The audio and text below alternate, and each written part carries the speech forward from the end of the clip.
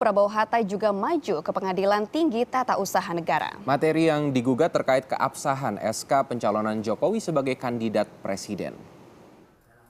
Beragam cara ditempuh oleh kubu Prabowo Hatta karena tidak puas dengan Pilpres 2014. Kali ini kubu Prabowo Hatta melapor ke Pengadilan Tata Usaha Negara. Materi yang dilaporkan terkait keputusan KPU dan penetapan Joko Widodo sebagai presiden terpilih.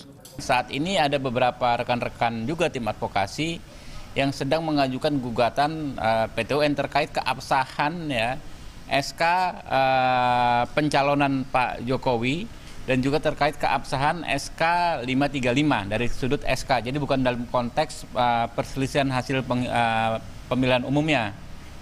Tetapi ya tuntutannya juga adalah bisa berakibat kepada pembatalan Pak Jokowi sebagai presiden terpilih. Pihak Prabowo Hatta mempersoalkan izin Jokowi yang masih menjabat gubernur sebagai presiden. Selain itu yang juga dipersoalkan adalah data daftar pemilih tetap yang dikeluarkan KPU. Sampai Jumat siang pihak Prabowo Hatta masih mengolah bukti yang ada untuk maju ke PT UN. Sementara itu, Komisi Pemilihan Umum berharap gugatan kubu Prabowo Hatta berhenti di Mahkamah Konstitusi.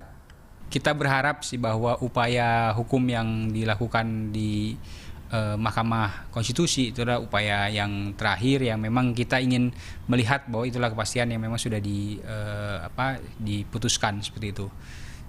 Kalaupun memang ada upaya hukum lain ya kami dalam posisi yang menerima gugatan kan seperti itu. Jadi kita tidak bisa berbuat apa-apa, tapi ya kita menghargai proses yang memang diupayakan dalam konteks kerangka hukum yang ada. Hal senada disampaikan oleh Jokowi. Meski demikian, ia tak mempersoalkan kubu Prabowo Hatta melanjutkan usahanya ke PT UN.